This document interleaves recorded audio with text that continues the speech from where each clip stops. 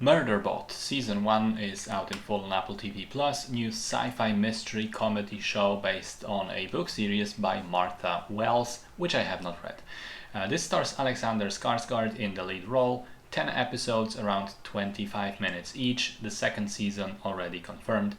The show follows a security android played by Skarsgård, who at the beginning of the show reveals to the audience via internal monologue that he's actually managed to hack his governor module, which is the thing that makes him obey orders and not harm humans, effectively meaning he has free will to, murder the people that own him. But he immediately realizes if he rebels, he'll quickly get subdued and melted down, so instead he chooses to continue to pretend that he's obedient, continue to follow orders, but actually spend most of his time zoning out in his head and quietly watching thousands of hours of shitty TV shows.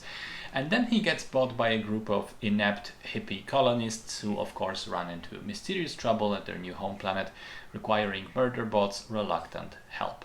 So this was a very strange experience for me, where I really wanted to like this show, but unfortunately didn't, despite the fact that there are some good elements to it. I think Skarsgård is very good as the robot, and the humor related to him not giving a shit and having this internal monologue while pretending to be different to other characters is, I think, material for comedy gold. I mean, I laughed out loud at all the scenes where, for instance, a character asks him, why didn't you check something? And he responds, oh, I didn't have the necessary access. But then immediately we get the internal monologue saying, I did have access, I just didn't give a shit.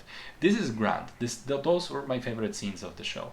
Problem is, this potentially fun comedy is bogged down by trying to be simultaneously a mystery sci-fi show, but I didn't really care about the plot. I didn't care about the mystery and the monsters and the corporation and the evil robots, and I certainly didn't care about all the human characters who are mostly annoying as shit. And instead of going full comedy route, like say What We Do in the Shadows, instead of leaning into the absurdity, the show attempts to be grounded in these more serious, sincere elements that just didn't work at all and bored the shit out of me.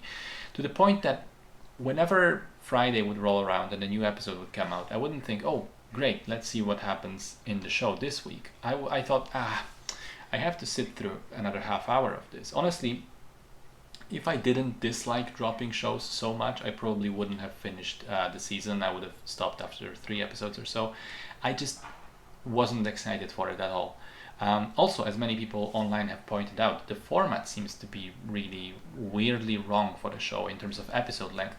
25-minute episodes work fantastically in quick, dynamic, episodic comedies where, preferably each episode is self-contained and tells a complete story and then you move on.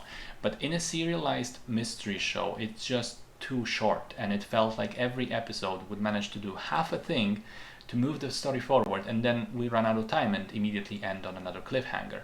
Whereas, again, if you just drop the mystery and trying to seriously develop your characters and go fully into comedy, I think that wouldn't matter as much. So I'm sad to report I didn't enjoy this. I think it wasn't for me, and I won't be tuning in for the next season most likely. Again, Skarsgård is great, but most of the show around him simply isn't.